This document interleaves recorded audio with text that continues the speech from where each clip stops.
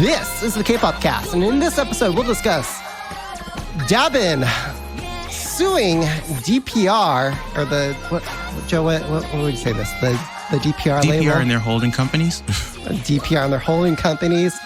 JESSI leaving Moravision, swearing by a member from ZB1, and Wife by JESSI is actually a really profound song, we find out in this episode. But before we dive into those things, don't forget to join the Kpopcast fam on Slack. Link to that space in the episode description. And now for some hit replays.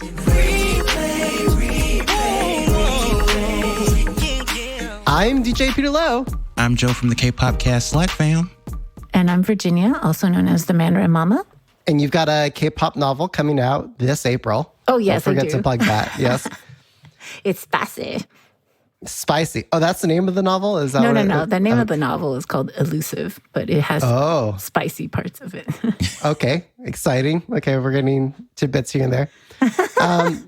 So let's dive into it. So hit replays, K-pop hit replays, are songs we recommend that you check out for a number of different reasons. So Virginia, what's your hit replay for this week? Well, my hit replay for this week is I.M's Slowly featuring Haze. It's an acoustic, mellow R&B breakup song, and I love it for the rainy day vibes.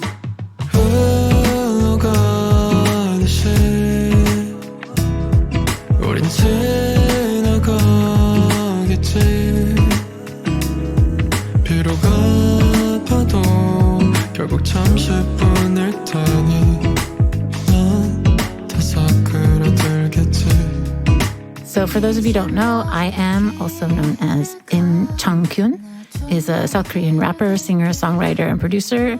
He's also a member of Monsta X. And I think he officially started his solo activities in 2021, even though he's released mixtapes and stuff before that. Haze is a South Korean rapper, singer, songwriter, composer, and producer, and she's signed to P Nation. And the reason why I think it's a hit replay is because it's just super mellow. It's got the acoustic guitar. It feels like kind of indie. It's about a breakup, or I think it's about a breakup. I.M's verse is about how he doesn't feel much for Haze's character, despite her being a huge part of his life, and he can't imagine his life without her. And then, they sing a sad, a sad chorus or hook. And then Haze's verse tells him to go and to just leave. Go, don't look back. She'll get over him. She'll cry, but it'll be fine. She wants him to be happy without her.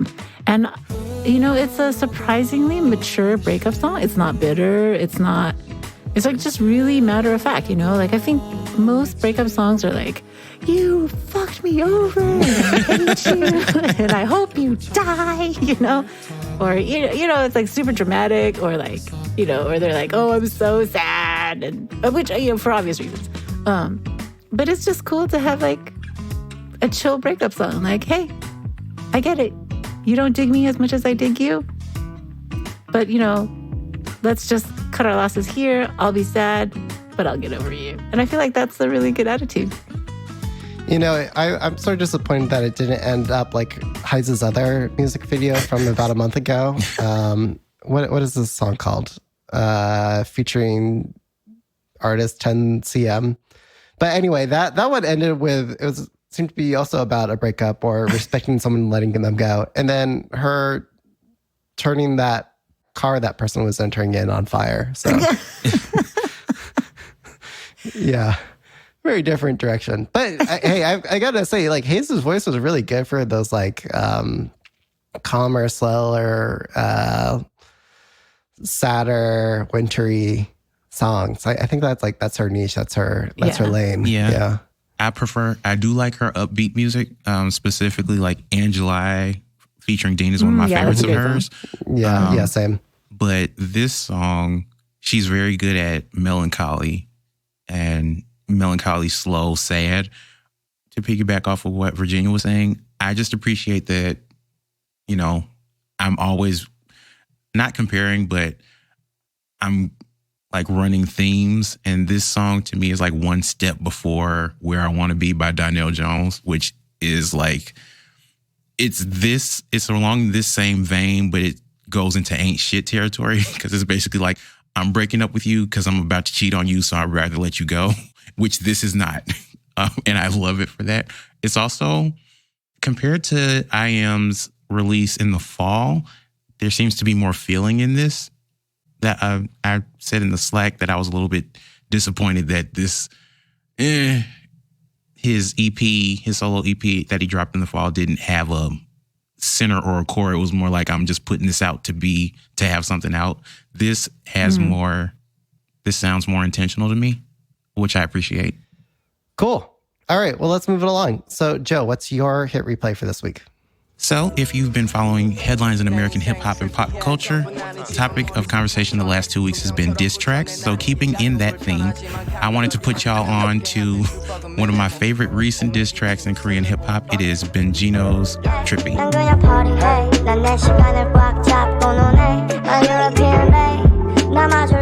One more time. Baby, stay. I just want to party with you, baby. I'm gonna party, hey. 난 내 시간을 꽉 잡고 넌 my European babe. 나 마주래. 내 미슐랭. Yeah, I'm not the same. Benjino has been in the Korean hip-hop game for about 16 years. He was discovered in the early 2000s in the late 2000s by rapper Simon Dominic after he heard tracks that he had uploaded to DC Tribe. He debuted as a member of the jazz rap duo Jazzy Fact in 2008 with producer Shimmy Twice. In 2012, he joins The Quiet and Doki's Billionaire Records in 2012. He makes his mark in the Korean hip-hop industry in 2016 with the album 12, which is now considered a Korean hip-hop classic. In 2020, he left Billionaire and joined Beasts and Natives alike, home to E-Sense and Kim Shim-ya and Eogong, among others. And last year, he dropped his post-enlistment comeback Nowitzki, which was widely regarded as album of the year in Korean hip-hop. Wait, Joe, what is DC Tribe? Is that like a service or is that the name of a group? DC Tribe, with the investigation that I was doing, it seems like DC Tribe was a forum, the hip-hop forum in DC, on DC Inside. Interesting. That's where a lot of Korean hip-hop people in Korean hip-hop got their start or got discovered because they would all post their work on DC Tribe. This sounds very familiar because I think like RM and Suga were pretty famous on that as well. The underground Korean hip-hop scene was heavy on DC Tribe in the late 2000s, early 10s period. I mean, I'll just say I'm looking at dcinside.com and it seems to be a less savory place now. If I'm looking at the right place, I don't know. It's a lot of stuff in Korean, but like a lot of never mind. like a lot of social media and forum websites, when it started, from what I gather, it was a more I don't want to say liberal, but it was a more open-minded space. But as time went on, it gradually went further right. So you get a lot of, now it's like Reddit. You get a lot of conspiracy theories and nativist rhetoric and misogynist, like the MRAs go hard on DC Inside nowadays. Wow. So yeah, the reason why it's my hit replay, it would have been Crime and it would have been Jim. There are so many songs on Nowitzki that I would have done, but Trippy has lived in my head rent-free since he dropped it as a single last January. It's produced by a UK-based beatmaker named Kay McCurdy, and the album version of this song features Top Dog Entertainment and Chicago native Lance Skywalker. Per the producer, this track is a Tyler, the Creator, Brent Fayez type beat. When I listen to it, I could easily see this being something that the Native Tongues collectives would have flowed on back in the day. And the reason why I say this is a diss, it's basically Benjino declaring that, you know what, I'm good and y'all got it. Basically, he's saying, I'm fine over here. I'm doing what I have to do. Like, there's a line where he says, I'm like Samsado, which Samsado is one of the best-selling bottled water brands that you can buy in any convenience store.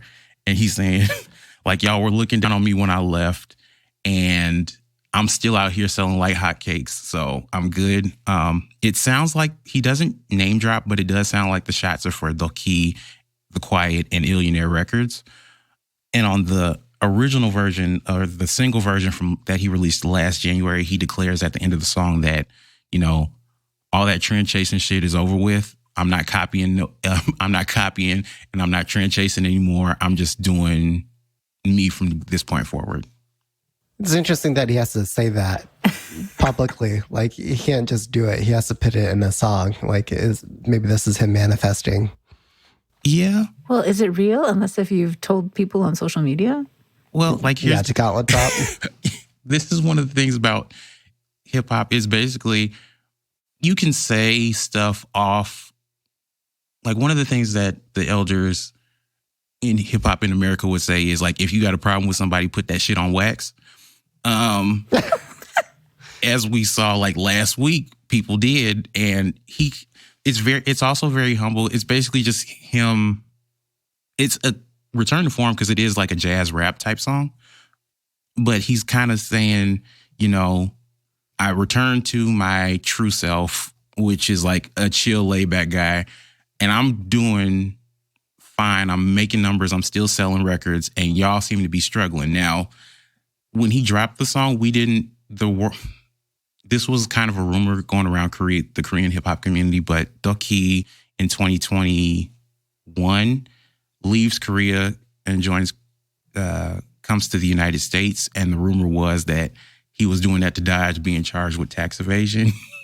We never did, or at least I never saw anything about any of that coming out, but there was a lot of stuff that went down, and he does take aim in the Korean and English lyrics at whoever, because, like, he doesn't name drop.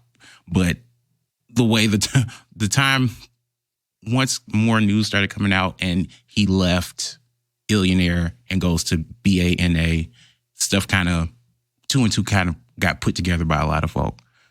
I just find the song ironic. Just, you know, the fact that he has to put it out there is almost defeating the purpose of saying what you're trying to be. But okay. Go ahead.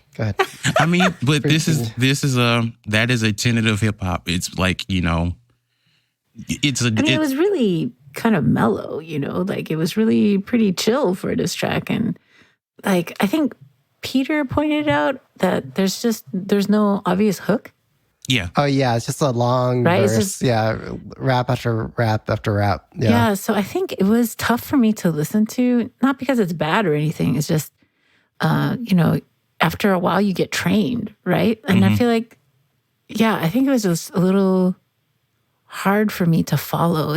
You need to either know Korean or like see the lyrics as you're hearing it, you know? Yeah. And it's a lot better, of course, if you know the language. Yeah, Right. It's definitely more along the lines of a cypher type song.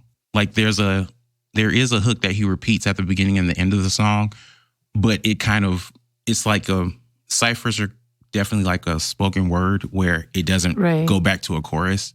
So if you haven't listened to hip hop either in Korean or English, that's probably or whatever language, that's probably going to be hard for people to follow.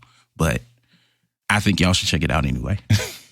There you go. Maybe have the Genius Korea lyrics up while you listen to it. Oh, yeah, you have to. But they're not on Genius Korea. What? They have it, but they don't have the English translation. You have to go to a different site. Yeah. Oh. Okay. We're going to give our friends over there a hard time about that.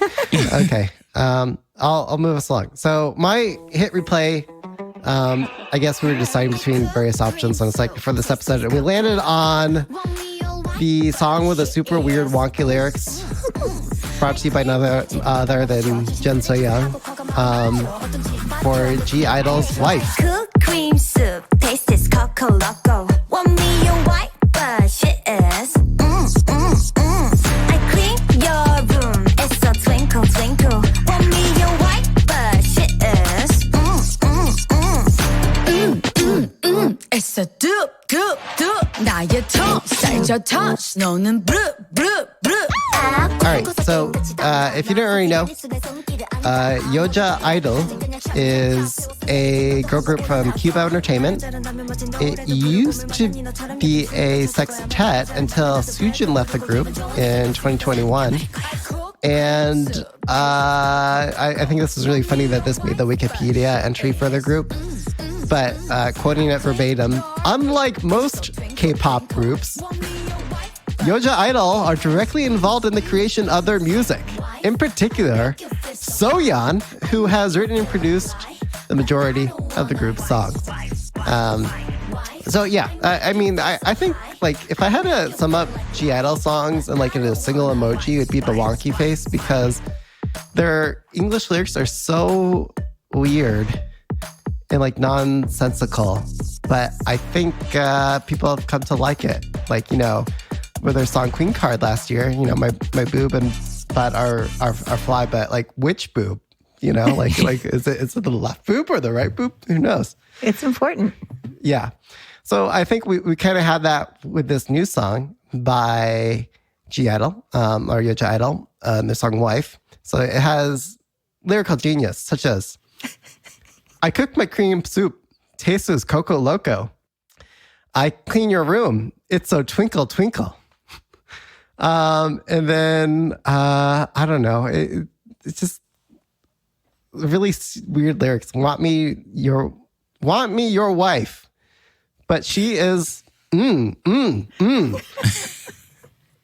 And like lyrically, like you can maybe, you know, interpret and get what she's trying to say here. Like your room is so sparkly clean and you want me to be your wife, but she is fine or something. I don't know. But anyway, it's really silly. It's a really, really silly song. I just like it for the and the hip hop beat. And like, I know a lot of people have been like hating this about the song, but I actually love this fact about the song, but it's like barely over 2 minutes. It's like 2 minutes to like 10 seconds. And like that's how pop songs should be. Like if you don't have more to add, you know, to the conversation, just quit while you're ahead. So yeah. And Super Lady, by the way, like they put a hell of a lot of production work and music video, like visual effects into, but that song is super lame and uninspired. What's quirky and weird is Soyeon's Wife, and that's my hit replay. I mean, it's a fun MV too. Yeah. So like last episode, we didn't talk about it in hit replay, but we talked about it when it came out, and we discussed the verses versus the verses have a lot more aside from the chorus. Wait, which song? Wife or Wife. Super Lady? Okay. Wife. Yeah. The lyrics there's a lot of hinting on what kind of activity we're talking about in both verses. Wait. I totally missed this. What activity? So there's the verse refers to eating and wiping your mouth. And I made it just for you. And then like the second verse is I dance for you like a mermaid in the ocean. And like it's very, we were trying to figure out if it was intentional or are we actually hinting at sensuality in these verses? But what would be implied here? Like I hold on a second. Dense, but like what is implied by a mermaid? I don't know.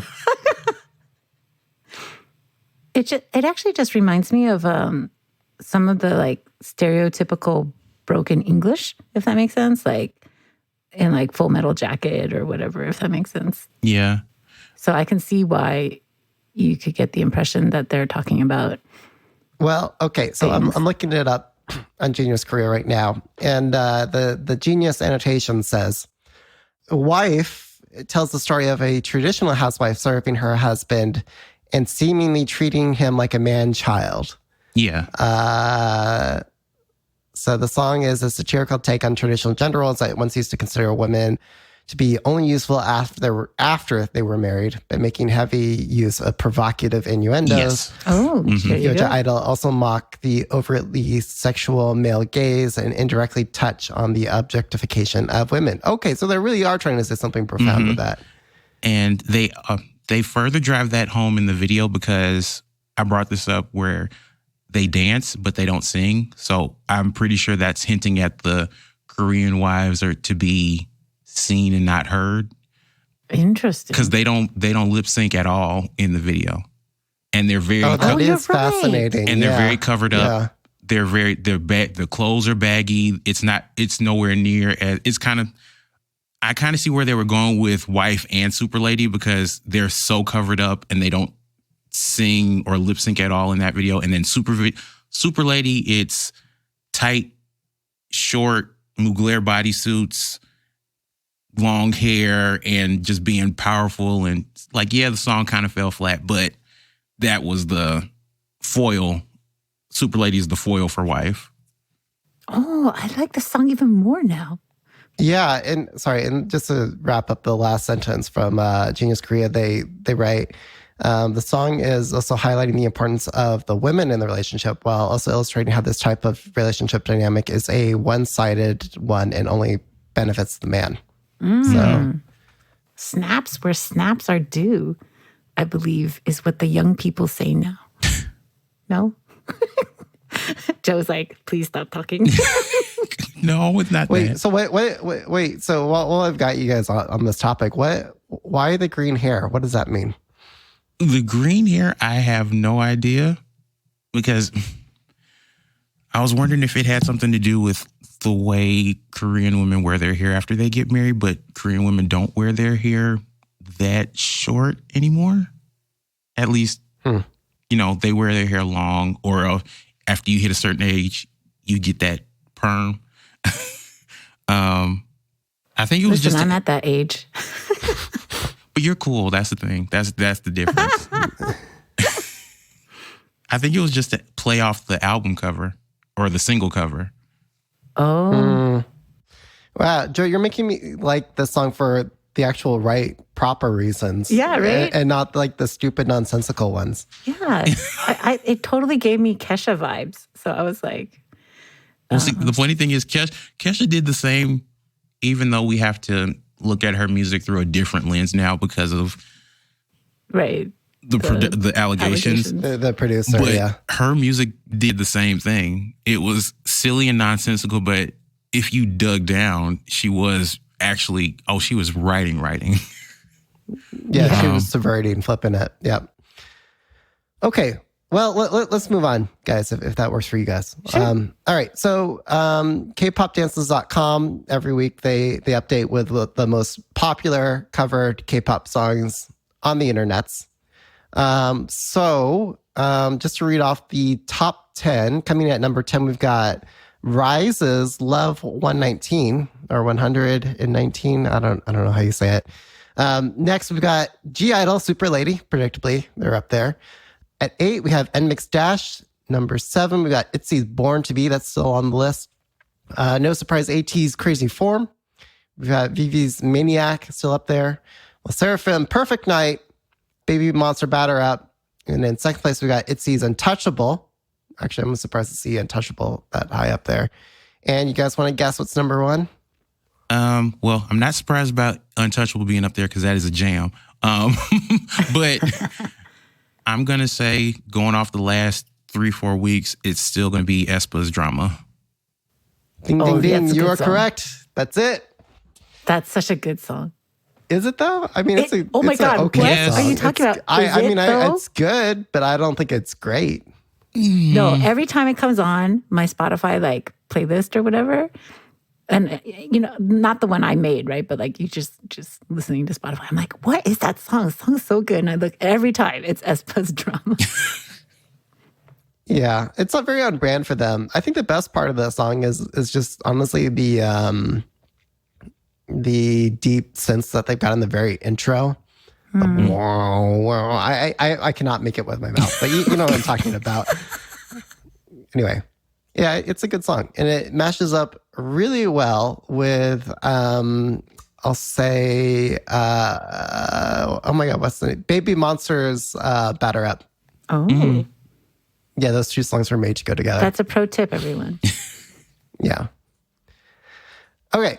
So hot issue or hallyu thing that you want to share or gush about. I'll go first. So for me, I've completed this recent census survey for Bay Area K-pop fans. We got 460 respondents, and some really interesting insights was revealed through the survey. So, can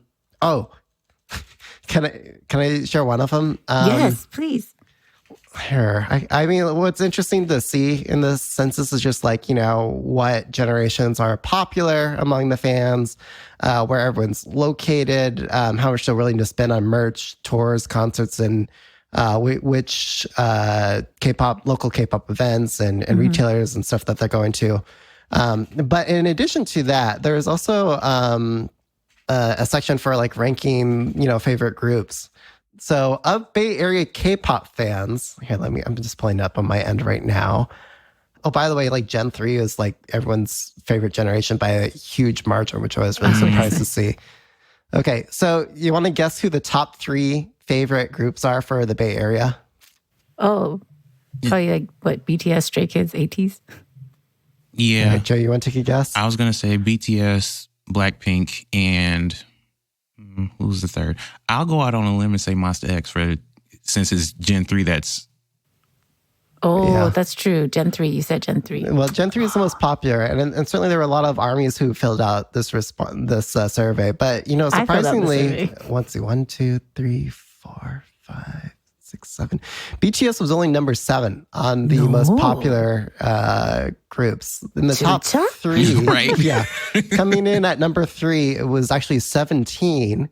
Number 2, okay, Twice. Yes. Twice. The gays and the straights both love Twice. And then number 1, I was really surprised by this, but it's Le Sserafim. Oh, okay. Really? Yeah. And then so number 4 is Over TXT. New Jeans? Yeah, over New Jeans. Number 4 was Tomorrow by Together. I love and number them. 5 was Stray Kids. And number 6 is New Jeans. Okay. But yeah, I mean, I thought that was really interesting just seeing Wait, that. so if everyone and like Blackpink is like way down there, which is they also have a no little music. surprising. Right. Like EXO and IU and ITZY and XG are all above Blackpink. I mean, SHINee was also above Blackpink. That listen, that NCT 80 is above Blackpink. that they have music though. that limited music release thing is it came back to bite them in the tail. Unfortunately. Well, you can only release so much music when you're an Instagram model. Yeah. I didn't say that. Yeah, I just know. want y'all to know Virginia said that.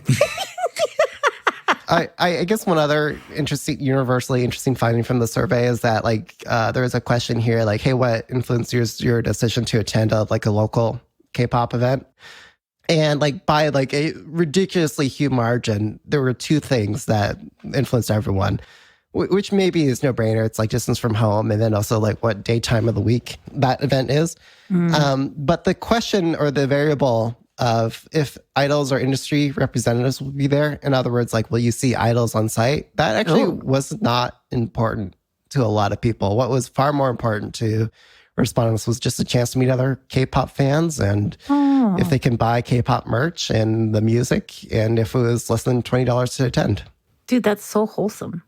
Yeah, which makes me feel good. Like I don't need like this toxic parasocial like cult fandom stuff.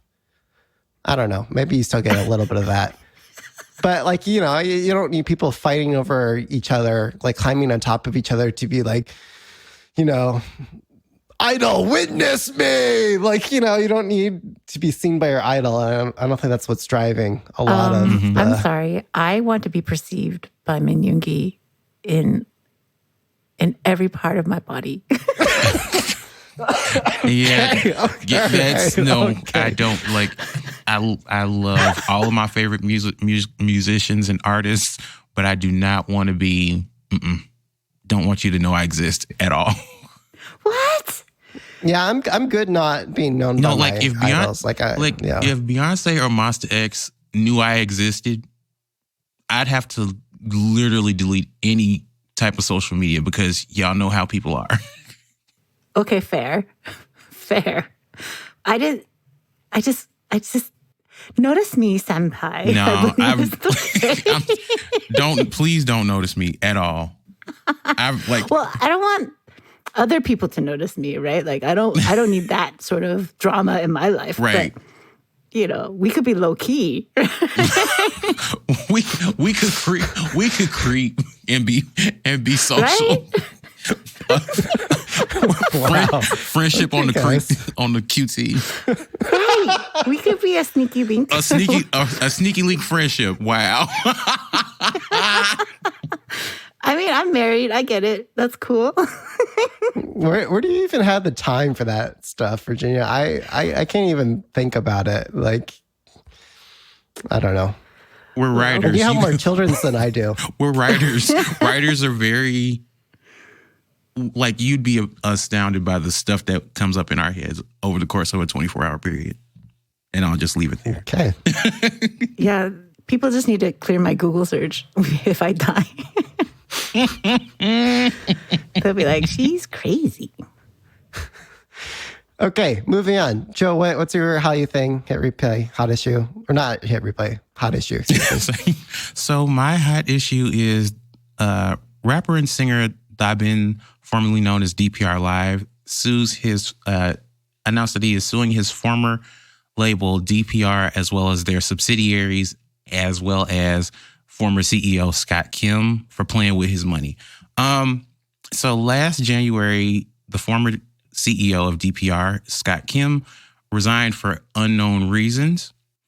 Late last year, Dabin announced that he was at the end of the summer, Dabin announced that he was taking time off from DPR activities to do his own thing and announced the release of his first non-DPR release, the EP Giggles. On that release, he does go in on one of his freestyle tracks about one of his brothers who backstabbed him and ran off with the church's money, to quote Red Fox. And last week or 2 weeks ago, there's footage of him either performing at a club either in London or in Seoul, where he just basically goes off and says, fuck Rim, with his whole chest. And come to find out, even before then, earlier in January, we find out that Scott Kim allegedly stole money from DPR over the course of this tour. On the 30th of January, he announces that he's suing DPR, Dream Perfect Regime International, and another one of their corporations, as well as Scott Kim. The next day, he releases the first episode of his docuseries called Searching for Giggles, where he basically says, the first episode starts at the finale of the Regime tour, which took place over 2023. And the finale concert was in Seoul. And he says, I know that the person he doesn't refer to Scott Kim. He just says, I know that the person that I'm mad at is going to be here. And the thing that's motivating me to go through with this performance is murderous rage. Like he says, wow. I knew if I saw this person and got my hands on him, I would murder him. Which, whoo, my goodness, like, stop playing with folk money, first of all. But it also goes into, we see him breaking down. He has always been vocal about his anxiety disorder and how he gets panic attacks. And we're seeing him struggling to breathe backstage. He's on oxygen. He's breaking down. And Ian and Cream are like by his side. And there is a part that I really loved where I don't know who Matt is. He works backstage or works for them. And he says, hey, yo, Matt, I'm going to need you to speak life into me right quick. Not to use churchy, not to get real churchy, but that's basically, he's like, I need encouraging words before I go on stage and do this.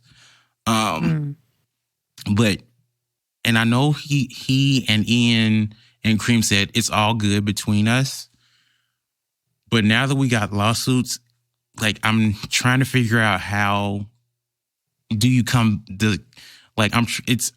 once you sue somebody, to me, that just kind of means that the relationship is over. Yeah, well, of course. I mean, at that point, you're spending a lot of money in order to reclaim something. So it means you're not going to get that thing, but you're giving a lot of money. You're both giving a lot of money to a third party to settle a dispute. And so, yeah. According to Soul Therapy, who is a UK-based Korean hip-hop and R&B news source, they say between 2017 and 2022, Dabin earned around $4 million, yet he's said to have gotten only 8% of his profits, or about $320,000. Run me my money, and I understand why he said he wanted to kill that man, because I make over almost $4 million and I only get $320,000. Oof. Yeah, it's if. And if you have to pay taxes on top of that $320,000, that's not a lot. Half gone already. Yeah. So, best of luck to Dabin, and hoping that the guys can pull through, because I know Ian had a lot of plans for Cream and Live, because he's trying to build like a multiverse type of thing with DPR. But at this point, I'm trying to figure out how do we go forward after this. Well, it's tough too, right? Because I think Scott Kim's name was on a bunch of DPR Ian's songs. And he's like, yo, he didn't write any of this. Yeah. So you owe everybody a check and a half. Yeah. Well, that's unfortunate. Moving along. I have nothing to add to that conversation. I'm sorry. Are we done, or can we move on? Yeah, that's about it. Okay. All right. So take us home, Virginia. What's your hallyu thing? How does you? As they say, Adidas stands for All Day I Dream About Sugar, and I miss you. Oh, okay. Yeah? You like that? So, yeah, he dropped his latest Suchita episode. And I mean, even without it, I'm just like, Yoongi, come back. So he'll be the last one to come back. And it makes me sad, but that's okay. All right, let's go on. Okay. Daebak or not time. So this is where I'll say the thing, and then you say your Daebak or not to that thing in however you want to interpret it. Okay. So are you guys Daebak or not on Twice in their song I Got You, which is in a super wide letterbox resolution? Daebak. Daebak on the MV. I don't know how I feel about the song. I like it's the all song. in English, right? Yep. It's all in English, right? Mm-hmm. Yeah. But I liked it. It's it's a not for me. I don't know. I didn't really like the song, and I feel like the music video comes close, but doesn't quite hit the magic of, the JYP like fantasy Twice make believe, reality. I like that animation at the end. Like, I thought that was pretty nice. When they go into the water, I think. Yeah.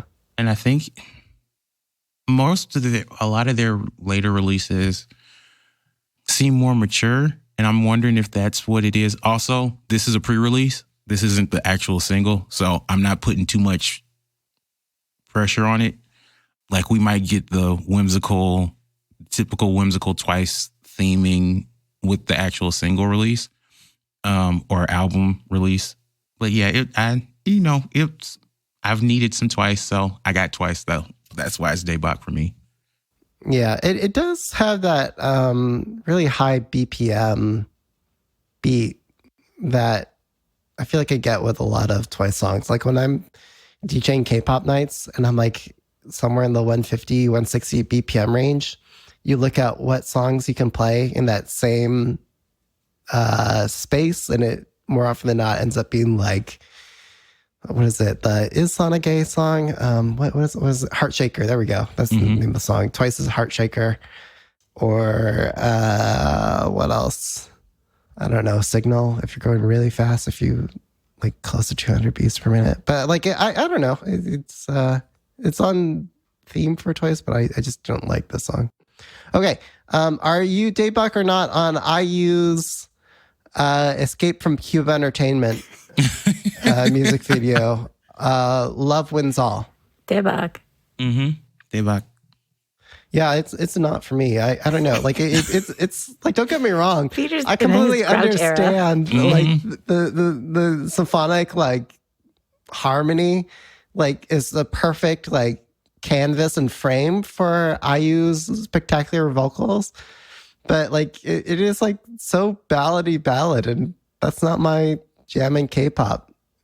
I do like I like the story of like, you know, they've gone 80s with you know, they're trying to fight the establishment of Cube Entertainment, and then they also find the discarded clothes from the BTS Spring Day music video.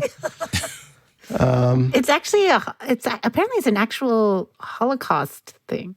Oh, it's a real thing. Yeah, it's like it references an art installation. It's about This about is the Holocaust. DC in Washington DC, the Or something like that, the because, Holocaust like, Memorial. Yeah, because it's like supposed to represent all the people who have died in the Holocaust.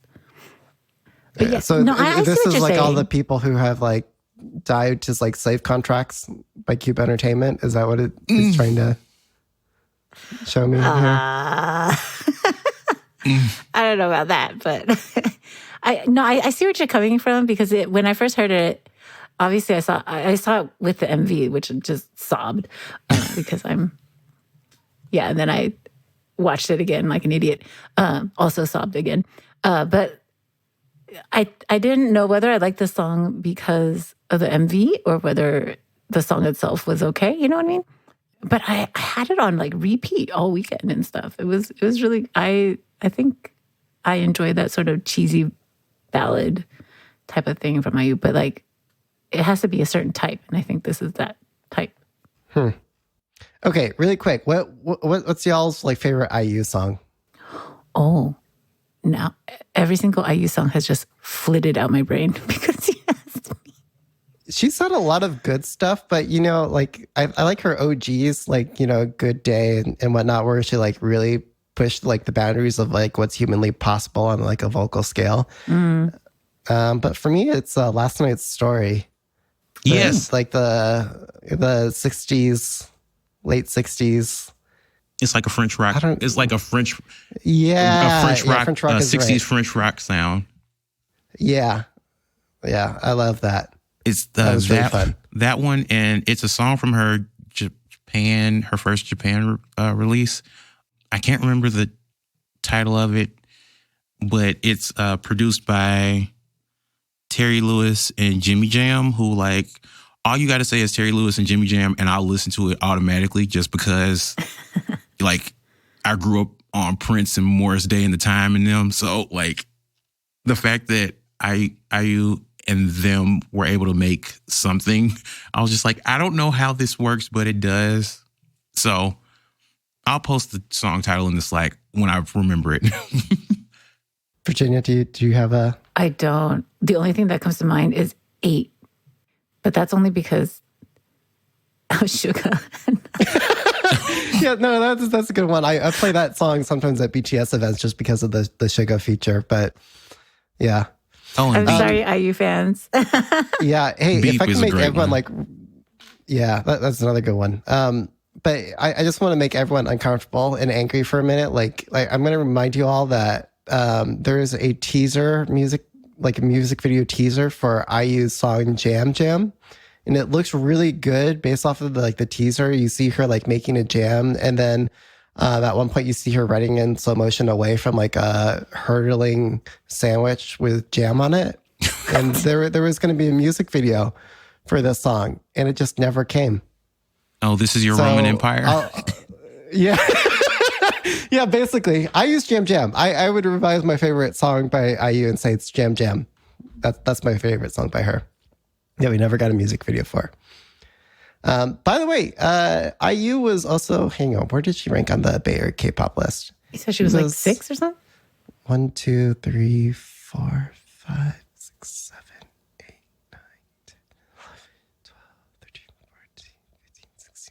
Okay, 17, which I don't know, maybe sounds low, but is actually pretty high if you look at the great number of K-pop groups. Plus, like, you've got Jungkook and BTS in that list above her. So, like, you know, I think that's cheating a little bit. But, like, you know, IU is still really popular. Like, you know, so more popular than Blackpink. Or who else? More popular than EXO or Red Velvet. So, or even Suga. Actually, Suga, IU was above Suga. I mean, she has more solo songs than Suga. So that makes sense. Yeah. And she's like the top grossing singer in South Korea, right? Like, Yeah. Oh, yeah. she's just like a juggernaut. Like, I don't have any problem with this. Like, And she's so pretty. And Like I said, we had some people were kind of apprehensive on the last episode about if she could sell her American tour dates. I think she won't have a problem with that. Maybe. yeah, they're arenas though. They're not like stadiums. Yeah, they're big. Yeah. I mean, Yeah. Well, Yeah. I hear what you're saying, though. For sure, yeah. Still, I think Arena is worth noting. Yeah. Okay. Are you guys J-Block or not on IU's The Winning Concept photos? Just while we're on the topic of IU. it was nice. It was, it was like a W or a Vogue shoot, continuing in that theme of the concept photos for a K-pop album have nothing to do with the actual album content itself. Like, I don't get a hint of anything that's coming up. So, Yeah, but she it looked can be great. all over the place. But it almost feels like an advertisement for like a clothing retail brand, honestly. Oh yeah. I see it. Okay. So are you guys J-Block or not? So I mean, they're just pretty, you know? Sure, why not? Yeah. yeah, Let's be positive. I don't know. I'm not because I like the silliness of Jam. I'm sorry. I'm not going to let that one go. Okay. Peter's like not debug on like so many things today. Well, I've got at least you guys to be J-Block, so not everyone hates the show. Okay. Are you guys J-Block or not on Le Seraphim's Easy concept photos? Sure. Daybach, They look this one as a millennial, as a black millennial, this is hitting me in the heart in the feels because this all looks like the baby fat ads that I used to see in Ebony and Jet magazine. Also, like K-pop, considering that baby fat was like the pinnacle of ghetto fabulous fashion, I don't know why y'all have not contacted the Black Korean queen, Kimora Lee, to come and like, she would eat this type of thing up. And the Le Seraphim pictures, it's like already there's like a Vaseline filter. We got the boots. We got the early 2000s ghetto fabulous light type of outfits. It's only thing that's missing is that baby fat Motorola. Just like like a phone, like an accessory. Yeah, so like back in the day, for those of you all that are under the age of so-and-so, Baby Fat had a collaboration with Motorola where like every year there would be a Baby Fat edition of their top selling phone or their premier phone. So like the first year it was the Motorola Flip Brick that it was like cushioned with rhinestones on it with the Baby Fat logo. The next year, it was the Baby Fat Sidekick. And then the last year of the collaboration was the Baby Fat Razor. That's what I'm getting from these concept photos. So they're Daybach for me, they're really cute. Wait, but the Motorola Baby Fat collaborations, those were like modern, but designed to look retro, right? Like they weren't actually in the early 2000s, right? Well, it was mid to late 2000s. It was like 2003, 2005. So it started. Okay, never mind. No, then. they did bring it out. They did do like a new version last year. A Baby Fat That's retro what was phone. throwing me out. Yeah. Okay, But got it. I'm referring to the original. Wow. Yeah, but that's what these are giving me. So Daybach is really cute. How do I even ask this? Joe, what do you think of what do you even call it? Like there's a couple photos here where the bandana. Yeah. It's not a do-rag, it's a bandana. I could do without it. Okay. Yeah. Yeah. It's not the name of it, but like the actress Tashina Arnold, she had these bandanas that were like bedazzled. And it was like my aunties and older cousins called it a rag. It wasn't a do-rag, but it was basically like a silk scarf that you tied around your head in a certain way. That's what this is. Like I said, noting the baby fat feel of this photo shoot, y'all probably could have did something different. Yeah. I think it's interesting. I'm just looking at all these photos as a whole, and obviously very Y2K, but like expensive Y2K. Like, you know, whatever was expensive, you know, like usually when we think of Y2K, I think we think of a lot of like plastic trinkets and like disposable junk, but I don't know. This seems like more of an upscale version of Y2K. Which is why I brought up the baby fat, because there was one thing about Kimora Lee and her designs for baby fat, or her vision for baby fat at the time, was it was going to be hood, but it was going to be hood and expensive, as evidenced by baby fat getting prime time slots at Paris Fashion Week. Okay. So yeah. So high fashion, yeah. It was hood, but it was high fashion. Yeah. That's interesting. Yeah, so I'm curious how this is going to sit next to ITZY and XG, concept-wise, audio-wise. Okay, you guys J-Buck or not on it? Yeah. J-Buck for the overall, but not for the headgear. Yeah. not for the bandana. I think I'm J-Buck overall on it. Okay, are you guys J-Buck or not on Moonbyul's Starlet of the Muse concept photos and teasers? She had a, what do you call this? A concept film to go along with it. Yeah. J-Buck. I liked it. I just like her though, I think. I like her too. I love Moonbyul. I love Mamamoo, but at the same time, there's this weird thing that happens where the teasers don't really grab me. I think the only one was the one where Solar was debuting her pole dancing skills. But it's usually the music and the video and the performances. Nothing before that really grabs me about. And this is kind of, for somebody of Moonbyul standing, I'm expecting a little bit more, I guess.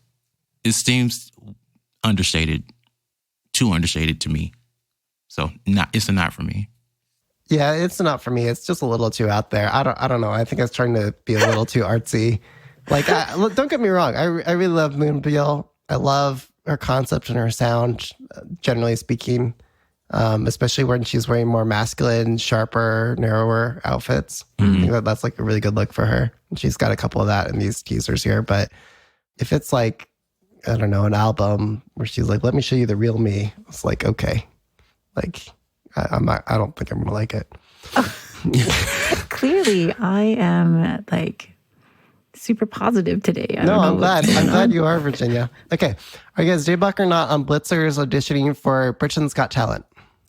I mean, that's weird, right? Aren't they like an actual group? They are an actual group. We interviewed them once, actually, in person. And yeah, it is interesting that they're on the... They're auditioning or they're performing? They're auditioning. We don't know. The only thing that we know for sure is that they were at the auditions and featured in the Britain's Got Talent Instagram for it. And it's not completely unheard of, because Travis Japan, one of the top selling groups from the beleaguered Johnny's Entertainment in Japan, in 2022 came to LA, and they auditioned and became a regular act on America's Got Talent. So it's not completely unheard of. I think what record label are they with? Is it KQZ? Oh, that's a good question. No, I think it's different. They're by Wuzo Entertainment. Okay. I think they saw the reception that Travis Japan got from their time on America's Got Talent and said, maybe this will work for us. See, here's the thing. I'm cool. I think it's daebak if they're like performing. You know what I mean? Like when BTS was on America's Got Talent or whatever, right? Like that's cool. You're performing. I don't think if they're auditioning, then I don't think it's daebak because who the fuck is this? Like why do we have to? They're an actual group already. Why do we have to like try and curry like fucking UK's whatever like mediocre people to like approve of them? You know what I mean? Like no, that's crap.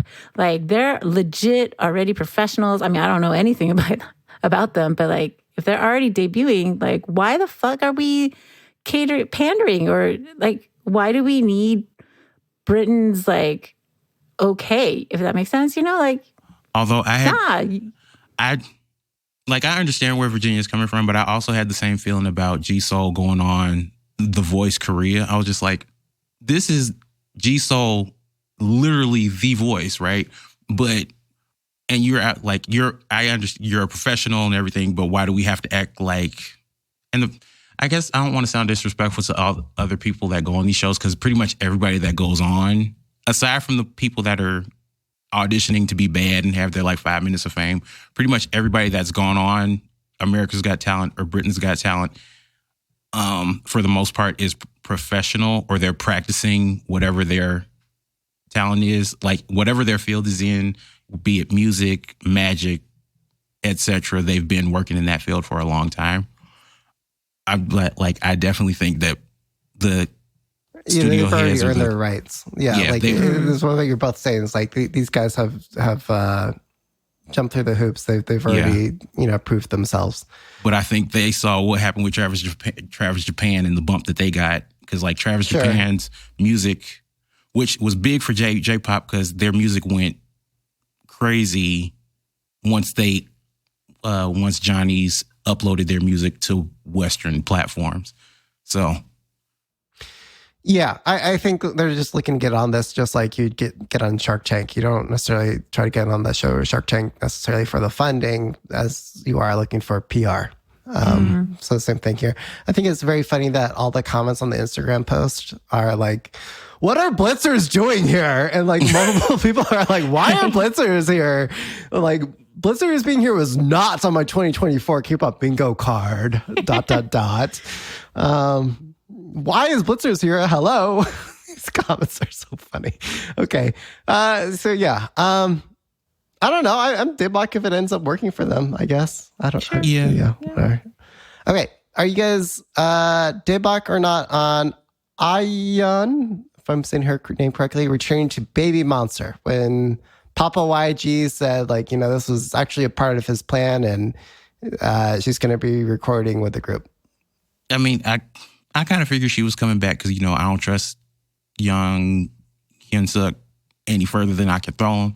So that was just, I kind of hated the way that they did that. I was just like, why are you want dramatics to sell your group? But if this was going to be it the whole time, you could have just left her there. So like, daebak, I guess. I guess I don't really know the controversy. Like, yeah, well, was there a controversy? I mean, I thought it was just on the YouTube show. He just like eliminated her out of nowhere. And I think she was, from what I understand, and I could be wrong on this, she was on her, what do you call it? Like a lead pick, like, people were liking her. And so she was kind of removed kind of out of the blue. And Jay, for YG to say later, like, just kidding, is, I think, what's kind of irritating everyone. I'm not going to say who, but I've heard through the grapevine that people internally at YG were kind of like, what? You mean she's back in now? Like, it sounds like internally people didn't know. So, yeah. Okay. So, I don't know. I guess I'm daebak on her coming back. I don't know. Daebak for her, I guess. Yeah. You're good for Baby Monster. Although their song Stuck in the Middle really sucks. I hate that song. Oh, sorry. You really did. You are not one for the ballads. No, I guess I'm not. No.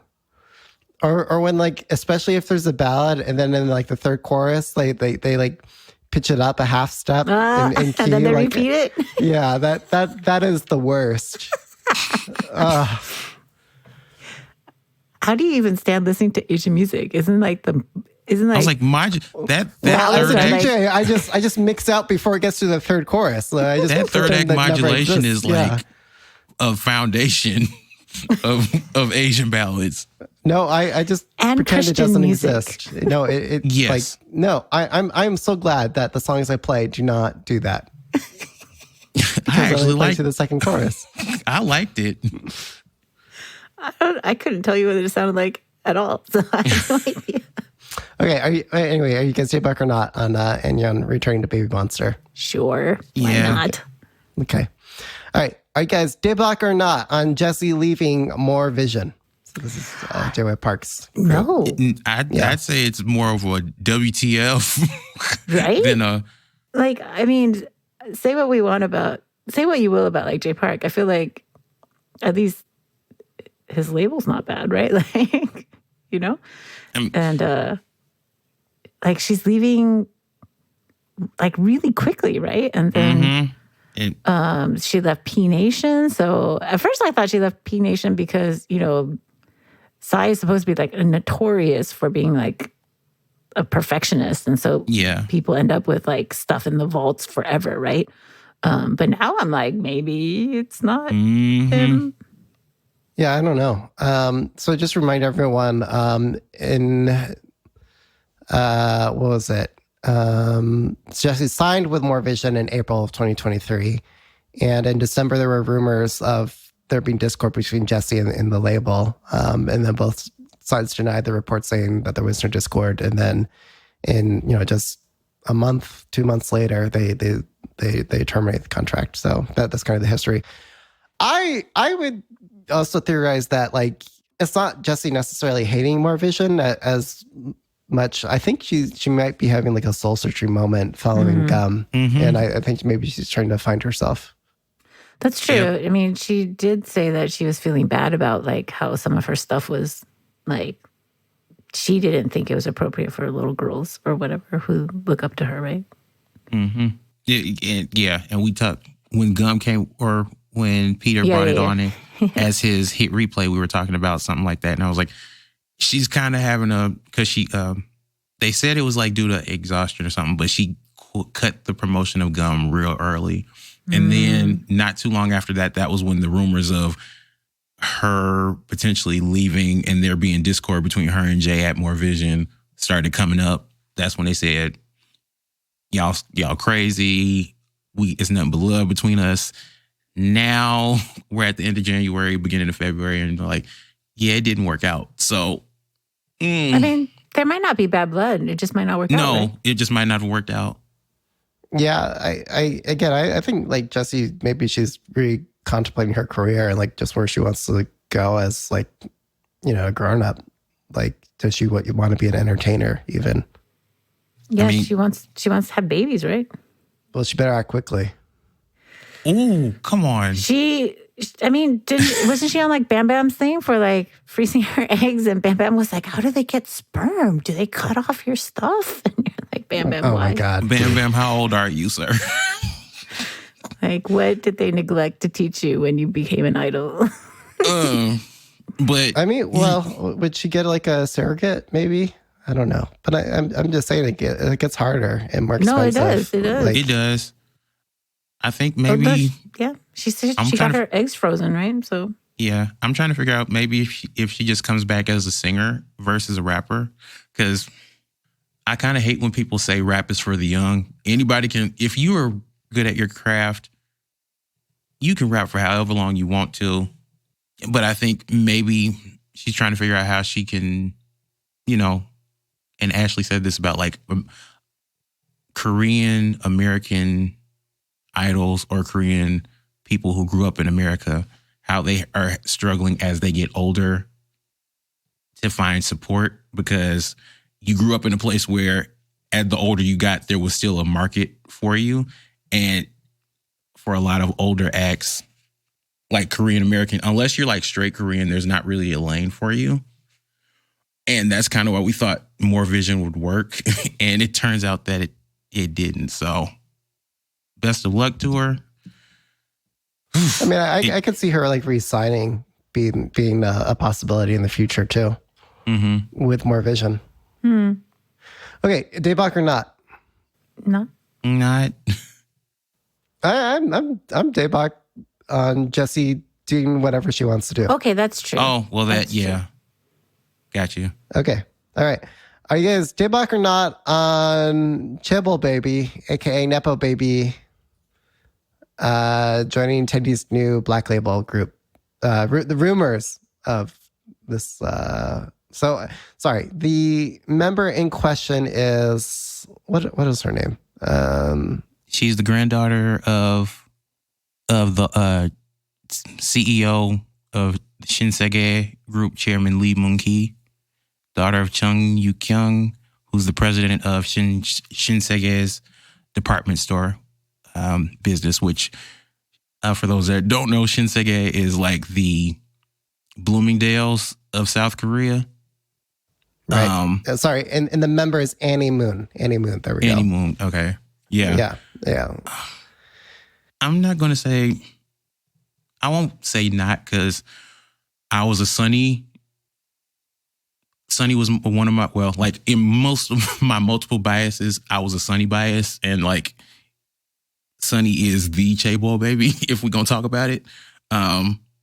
So, I mean, it's kind of par for the course for K-pop. I mean, a lot of K-pop stars are chaebols, or at least from wealthy families, because you have to be. Yeah. Right. Like to pay for all the lessons and then the trainee stuff and like it's Travel. I feel like yeah. I feel like the only ones that aren't, and I might be wrong about this, but the Gilpo idols tend to not be. Oh, yeah. At least, like if you come from America or somewhere else, you tend not to be now, unless somebody's lying about. But anyway, yeah, it's like par for the course. What is? Sorry, Joe. Explain it for me. What idols that are not like Gilpo, the half Korean, diaspora. a Korean American or diasporic I Koreans. see. They tend to come from like regular middle class type backgrounds in whatever country they're from. I wonder where that is. Like, sorry, like me playing into like Western stereotypes. Is it just because like there's more opportunity for Western middle class than there is like Eastern middle class? Or I think Probably it's just emphasis, right? Yeah, because like this ain't. It's one of those things where I'm kind of interested in studying. Just like there seems to be a class distinction between the two. I've noticed, like there are more Chaebol babies from Korea versus, like if you're a Chaebol baby, and I'm probably speaking out of turn, but it seems like you aren't becoming an idol because you're either going to school and becoming a doctor, lawyer, something, or running your parents' company over here. So, this is just random stuff that bounces around my head.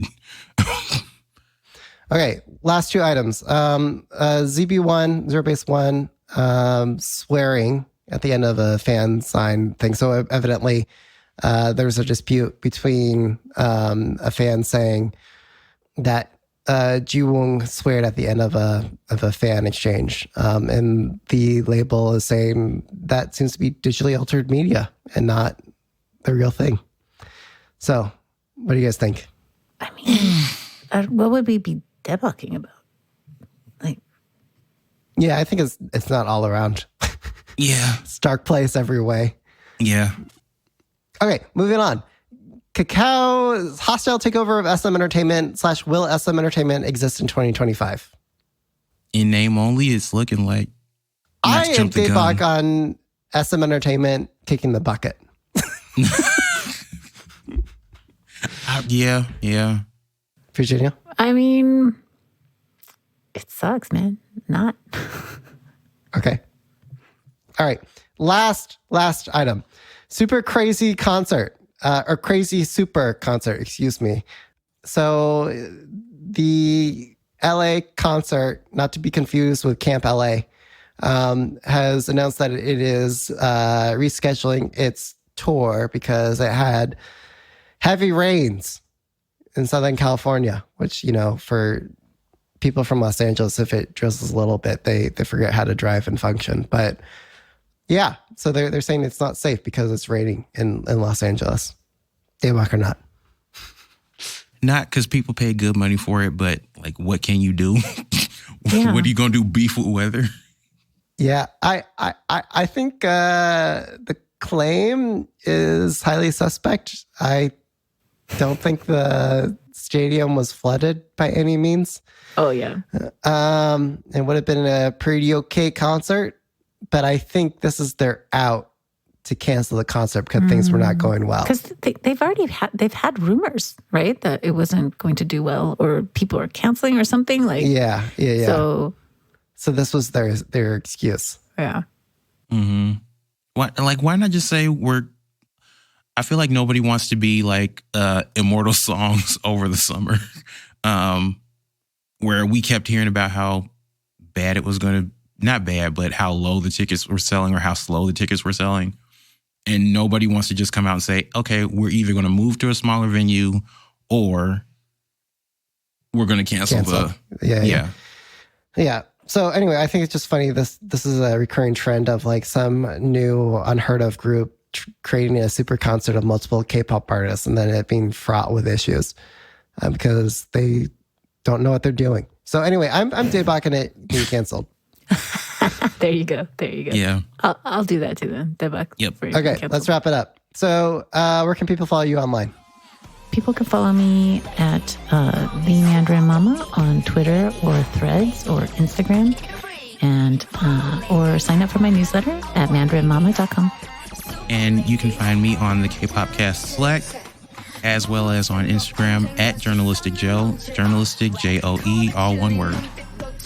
Okay, and I'm at DJ Peter Lowe. You can follow me on Instagram, largely, or Threads, and follow me for K-pop gigs. All right, catch y'all next time. See you guys. See ya. 끼리 타본 좋다